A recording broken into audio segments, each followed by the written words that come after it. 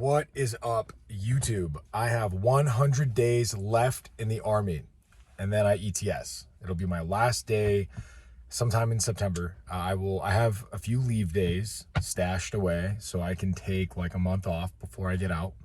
And I'm currently juggling 25 different options like at this given moment. So right now I am interviewing for multiple graduate school options in the world of psychology as well as business and legal. So this all ties together. I want to run my own clinic in the psychological world, so I will be getting a clinical master's. I do want an MBA because I'd like a little bit more ammunition on my side on how to fiscally run a business and conduct it way better than I did before. I crushed it working on my own for a few months, and then the competition came in, elbowed me out of there. I was beat up by these big organizations that took all my clients. I could have fought a little bit harder, but I didn't. That's when I started really delving into wanting to join the military. So I took my foot off the gas pedal on my business.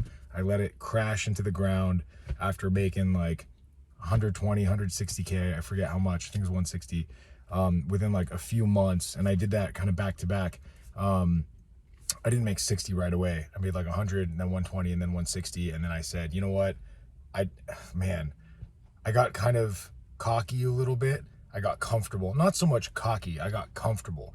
And then larger companies heard about what I was doing, came in, and this was in the world of software engineers and what they call bioinformatics, working with algorithm development and biotech. And then I just got smashed by these giant companies, billion-dollar companies. So I got crushed. But I'd like to get my MBA, and then I'd like to also get either probably a paralegal associate's degree. I want, depending on how much information an MBA packs in regarding legal, so contract negotiations, all the fine print and documentation that most people aren't aware of, terms of services, all of that boilerplate stuff. I mean, I just want a general understanding of the legality of running an organization, what I can do to defend myself and to protect my company, to create healthy boundaries for my company. So that's kind of and the GI Bill is gonna pay for all of this. So essentially I have the GI Bill plus the Montgomery Bill. So when you factor that all together, it's about 4 years of education. I'm sweating so much. It's really hot. But yeah, within the next 100 days, I will figure out what organization I'm going to be attending, in what order. So if I start with the MBA, then I'd follow it with the clinical masters and then the legal. Otherwise, yeah, it really depends on which one accepts me at what given time frame, because I'm staggering all these interviews. But I do have an interview this Friday, and then getting my suit tailored, which is really awesome. I bought a suit for like $200, and then tailoring it costs like $120. So yeah, this is all nuts, because I'm now getting ready to enter back into the civilian world with a fired up purpose. Caveat to all of this, I am training for a National Guard position. If I get in, it's going to take me away for probably over a year to train. So I will essentially be right back to being active duty, but I will be a National Guardsman in California. I'm taking the original fitness test. So it's push-ups, sit-ups, and a run. And I scored a 250 out of 300. I only got around 50 push-ups and sit-ups, and I need to be in the 80s to 90s. My buddy said I need to be in the 120s. So working towards that. I'm just coming off a neck injury it put me on profile for quite a while, which means that I didn't do certain things. I was limited in my activities, and I got to heal quite a bit. Yeah, there's a lot of dry needling that I got, some injections in my back, and the musculature, it was more of a nerve thing that was causing some atrophy on the left side. And those muscles are now firing, but I'm super fit in other ways, like stamina, cardiovascular is pretty good. The run time was all right. I ran the 2 miles I ran in 13 something. I'm trying to get to a 6-minute pace. That will be the fastest I've ever run. But this is going to be definitely an uphill climb at 35.